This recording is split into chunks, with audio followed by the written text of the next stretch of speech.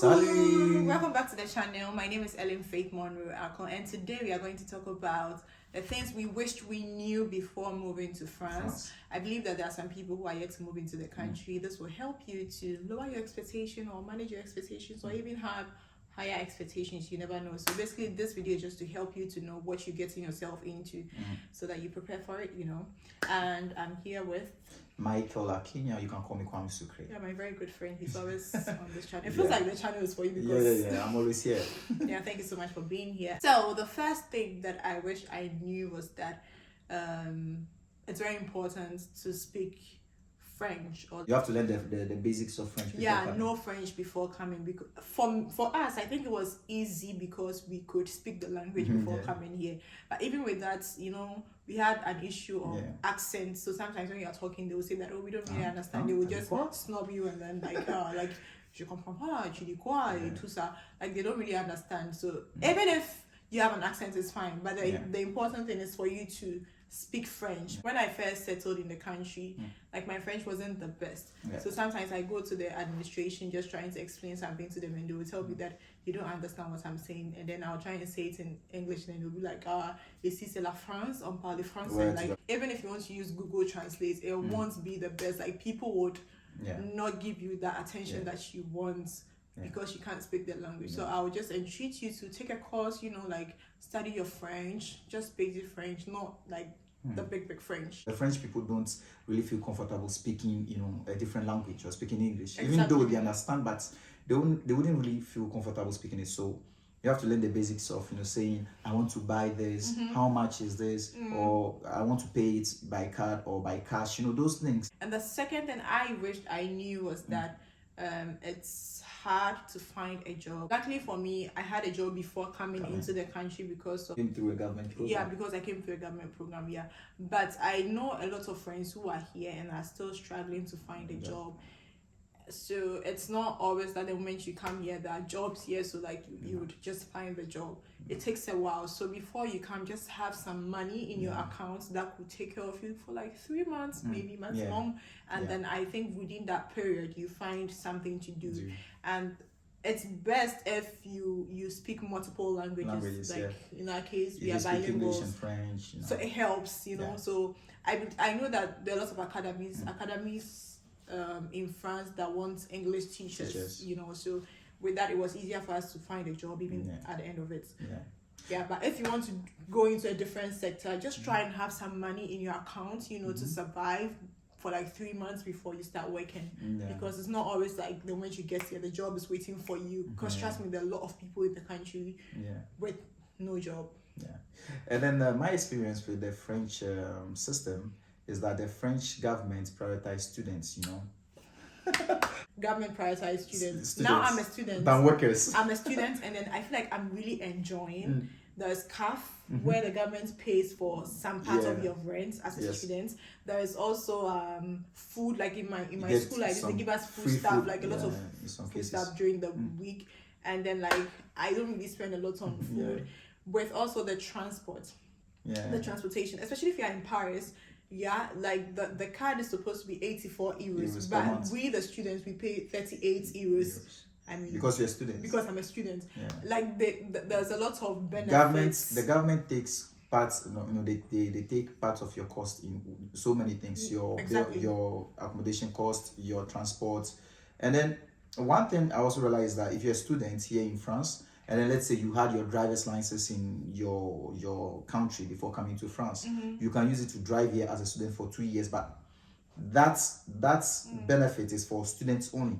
That's nice. So if you come here as a worker, that rule doesn't apply to you, that benefit doesn't apply to you. But if you're a student, you can use your driver's license from your home country to drive here for 2 years before finally changing it to a France driver's license. And then one thing I like about this whole system is the fact that school fees is not expensive at all. Like if you want to study your masters, like any master program, like it depends on the master program, but most of the master program you literally pay not more than 400 euros. I think it's 358 or something. If you want to do your degree, it's not more than 300 euros. Like it's so cheap.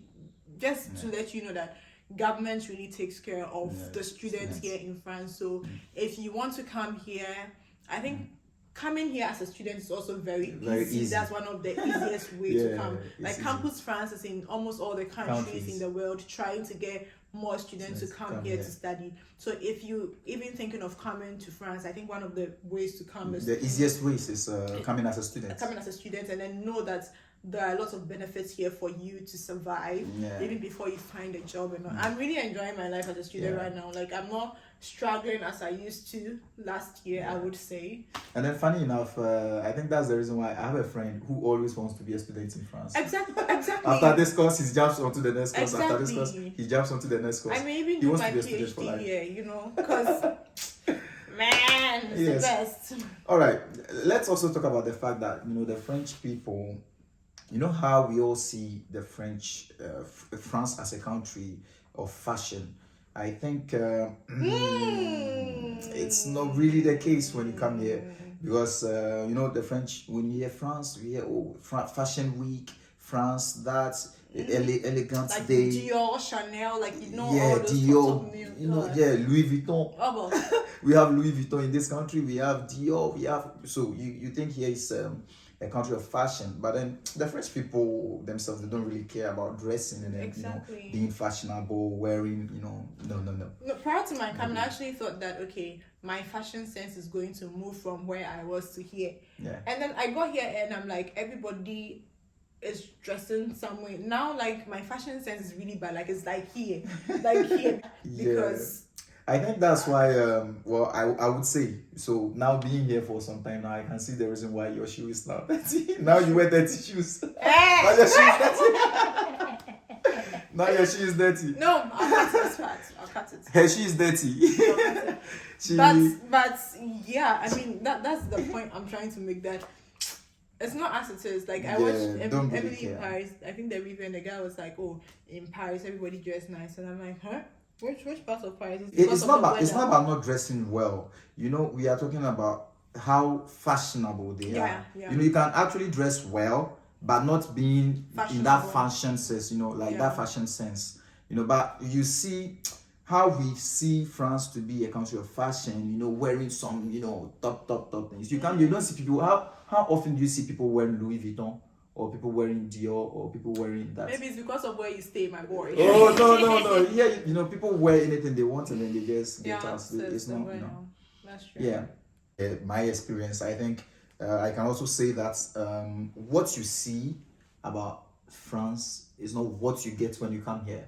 What you see on TV. Aside the fashion, you know, aspect of it, we can talk about how you see, oh, France, a nice city, Paris. Paris is a nice city. France is a nice country. It's nice. You want to see it as beautiful as when you see, you know, those things, you know, on TV. You see to the fair, and then you see lights around. You see beautiful. Oh no, you go. Trust me, you go to Paris. Oh yeah. You would see. I'm not saying it's totally bad, but you see some places that are very nice. And then you equally see places that are very dirty. Even in Paris, like the capital city. I think this thing is everywhere. Like in every country, there's a part that has like very nice. Doesn't mean they don't show us the bad side on TV. I feel like in Africa, people portray the bad side of Africa, but they don't really show like the nice aspects of Africa. Yeah. But in Europe, people just show the nice parts and then not the bad. Of course, they want more people to come, so. It's the media. Right. Media is doing that job. I think that's the influence of the media. You see a lot of people on the streets sleeping, begging for food. I'm like, I think you should make a video on this one day. You should go to Paris and then show. Yeah, I would the try. Places if I in Paris. had time, I would do that. Make sure you don't end up in jail. All right. I guess so. And then, guys, one thing that is I feel emotional because I think in a way I relate to this. You know. The love, when we talk about love, we say France is a country of love. Of course. And trust me, it is very much exaggerated than, you know, what we see or what we hear. When you come here, you see it practical. It's exaggerated. I feel like even what they say, like when people say that France is a country of love, I'm like, no, hate on it. Well, like, it's a country of love. Yeah, so it is like it is exaggerated practically when you come here and then you see people they show love and affection outside. The PDAs, the public display of affection. It is. I think if we should list the countries, France will be number one. Yeah. Public display of affection, because when you go to the supermarket, when you take the bus, when you go to the train station, when you go to clubs, wherever you are on the street, you see people kissing, cuddling, last week, touching themselves. Last week in front of me, there was a couple in front of me, like sitting in front, and they were literally like kissing. Jesus. And then it's not just a kiss on the lips, like just a kiss on the cheek or something. It's a deep kiss, something that's when you see, and then like you are single, you feel bad. Why are you so emotional, boy? I've seen it about 4 times now. Get you a girl. What do you mean? Why are you showing me this? Don't you have a room? Do it in your room. Do it at a quiet place, at a private place, But it's not the case. Why. No worry, you see people on the bus, you are sitting next to them, and then the next thing you see, the next thing you see, and then you see maybe the lady rubbing her hands on the guy's thigh, and then they just do it everywhere. You don't care whether you look at it or not. They are not shy. Yeah. And then in a way, I think that also coming here, I think the dating system here is also very hard. I mean, I'm actually dating, so I can't really say much about it, but I know a couple of friends who are single here, and then they are like trying to find. But that's me. I should have known this before coming. Yeah, the dating system here is very hard. Like you won't meet someone randomly bumping into you and saying that I like you, can I have your number? It doesn't happen. Maybe in Ghana, like it really happens, like when you meet someone, I like this girl, blah blah blah blah blah. But here, no, everybody's busy running to catch a train, a bus, so normally people do dating apps and then they find themselves. But if you think that you are walking around and then you see this white guy saying, "Oh girl, you look so nice," like that's exist now. Maybe on TV, but in reality. So we have a lot of single people living in, I would say France, and then let me say Europe. I think that's why people also say that France is lonely. A lot of singles here. Like they are lonely because of course you don't have any partners. So I'm single, because of the system. This is not a place to and then you can look for a girlfriend. You can go to my Instagram page. If you like me, you send me a message. Please, let's continue. I'll cut this part. Don't cut it. I want to use this opportunity to say that something I should have known before coming to France is that here there are a lot of scammers. Something I never thought of. I thought here is Europe, here is France. The police system and all that is good. So there are. Hey, if you don't take care, I think there are cameras everywhere, so nobody will steal from anyone. There are a lot of scammers and thieves. And then thieves.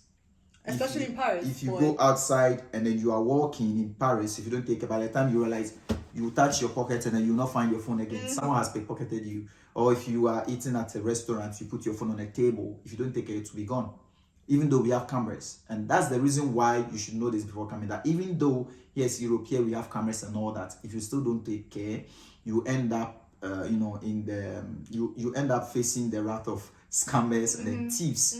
I was attacked in Paris once. I still have, the scars somewhere. We should do a story on this. Yes, we will do a story. My phone was taken from me, about 8 people, and then my phone was gone. Save this for another video. In just a blink of an eye. Another video, so boy. Be careful. Renting, like buying something from on the internet.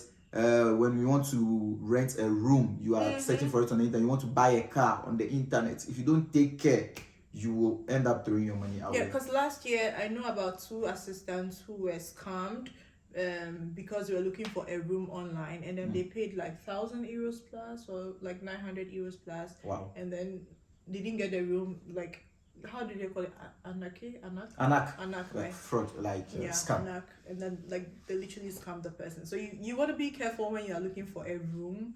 Just make sure that you have someone checking the room for you. You've been there to see. You see the paperwork. Like not the Boncoin, like all those websites. Know this before coming. It's very necessary. One thing I also wished I knew before coming would be the administrative system. It's work. Trust me, like it's so much work. It will take you like a month to open an account, even a bank account, like even to open a bank account, you need an appointment. The appointment may be 2 weeks. After getting the appointment, they will tell you to bring all the documents, blah, blah, blah. It will take you like 2 more weeks to get your RIB. RIB is like your bank account details and all. Yeah. A lot of work. Everything is slow. If you want a SIM card, work. Like, literally everything is so slow. You made mention of this word. It's like a snail. Yeah, like a snail. Yeah, the administrative system, they work like snail. So nobody's going to fire them. So like they don't really put in the work. Getting a SIM card will take you like 2 weeks. Getting a bank account will take you like 2 weeks. Getting, let's say, your resident permit will take you like 5, 6, 7 months to get your resident permit. Even if you have all your even though you have, let's say you came into the country with a visa, you have a work that you are doing, your visa has expired, your 1 year visa has expired. No, you want to and then you want to renew it. Now that is where the administrative system comes to play. So you submit all your documents, you have everything intact to prove that you are legally staying in the country. Now for them to just hand over your new resident permit to you, you will go and come and go and come and go and come. It will take like 6 months. Yeah. By the time you get your resident permit, you have already exhausted 6 months or 7 months. Yeah, you should know it's really too much work, I think that I also wish I knew before coming would be the fact that there's free healthcare. It's not entirely free. Wow, okay then. I would put it this way. When you go to the hospital, after booking your appointment, whatever, to see whichever doctor you want to see, you have your social security card, which pays like 70% for you, and then you pay 70%. If they give you social security, if they give you prescription to like get the medicine, and you can use your card, your social security card, to get like 70% off, and then you pay the 30, which is good, like super good. And if you have mutual is like your company paying some for you, then it can cover all the 100%.